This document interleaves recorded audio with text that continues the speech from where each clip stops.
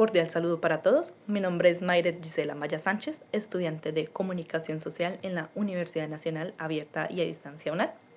Esta es la segunda actividad del curso de Estudios Contemporáneos de la Comunicación y hoy hablaremos sobre los contenidos mediáticos. Hablaremos más sobre la relación entre los estudios contemporáneos de la comunicación y la relación de los años 60 y 70 en cuanto a los contenidos mediáticos que se transmitían en ese entonces. Para los años 60 y 70, claramente pues la tecnología aún no era como la de hoy día, no era tan avanzada y para ese entonces no existían tantos medios de comunicación, solamente existía lo que viene siendo la radio, la prensa y hasta ahora pues la televisión, aunque creo que ya se iba empezando a ver en color la imagen, ¿no? Por lo tanto, la información que se transmitía por estos medios era muy limitado y también se le daba más prioridad como a las élites o a las personas que tenían pues dinero. Como se dice, como era tan limitada, pues entonces eran muy manipuladas todo lo que querían transmitir, ¿sí? Y también se puede observar que eran muy amarillistas. Estas personas eran muy amarillistas, por lo tanto no se ponían como en el zapato de la otra persona o de la familia a la cual se estaba indagando, se estaba dando la información. Cabe mencionar que para ese entonces, para esas épocas, Colombia también vivía en una guerra interna, aunque casi siempre se ha vivido en guerra interna, pero vivía en una guerra interna donde los periodistas eran muy acribillados o eran centro de atención. Por lo tanto, las noticias que iban a transmitir, estas personas se limitaban o eran chantajeadas o amenazadas para no, obviamente, no transmitirlas. Entonces, como le estábamos diciendo, como estaba diciendo, era muy manipulada la información. Puede ser, primero, por chantajes o por amenazas. Para este entonces, los medios no había tanta interacción, ¿sí? Solamente era emisor y receptor. No existía la interacción del receptor en cuanto al emitor. Aquí en la diapositiva, en el año 60 tiene de fondo a Martin Luther King. Martin Luther King era un activista de Estados Unidos, pero él iba obviamente con su raza. Recordemos que en los años 1860 aproximadamente se le da la humanización, por decirlo así, de la persona negra, ¿sí? Ya no era tenido en cuenta como un objeto, un esclavo, sino ya era una persona. Ya estaba estipulado que eran unas personas, podían hacer todo lo que una persona blanca en ese entonces. Y 100 años, tuvieron que transcurrir 100 años para que se le diera el acceso al voto, eso en Estados Unidos. En la imagen de los 70 doy al Che Guevara y a Fidel Castro.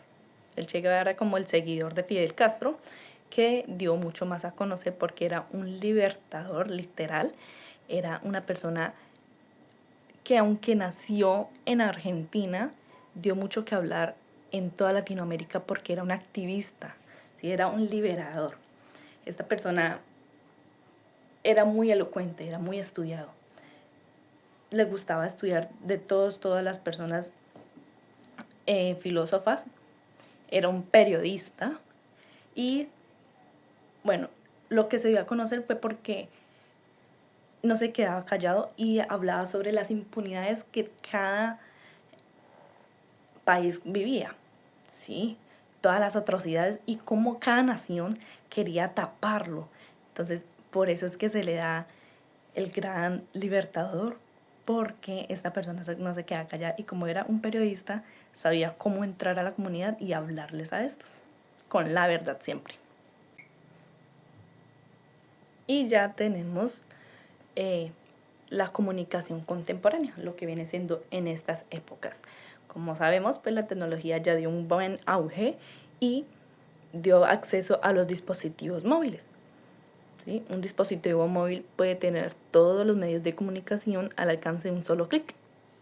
En estos tiempos ya existe la interacción del receptor y emisor y el emisor puede ser también receptor y el receptor puede ser emisor.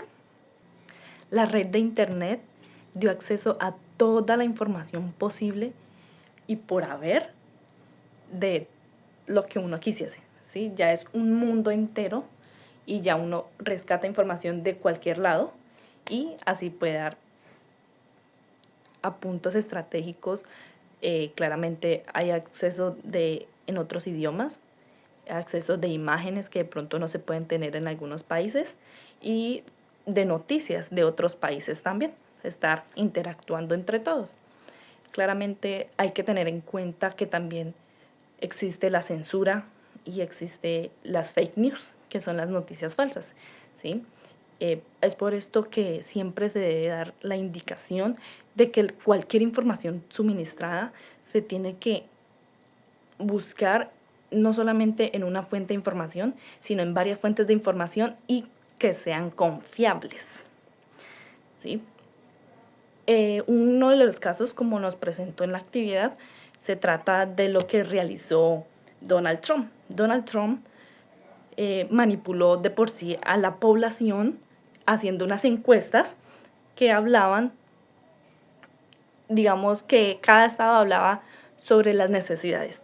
Entonces, esto le dio acceso a él iba perdiendo las elecciones y la estrategia fue esa, que con hacer una de las encuestas en cada estado, entonces él se dio cuenta, digamos que en un estado se hablara solamente de delincuencia.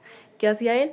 El día que le tocaba hablar con comunidad, entonces hablaba y estipulaba leyes que pensaba él hacer claramente en su mandato. Entonces eso le ayudó a él para llegar a la Casa Blanca.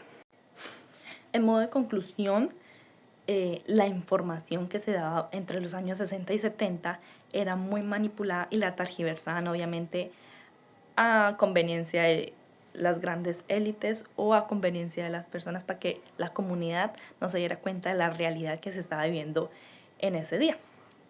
En cambio, hoy día la alfabetización mediática hace que sea mucho más comprensible la visión de todas las situaciones, ¿sí? Todo gracias a la tecnología con un solo clic.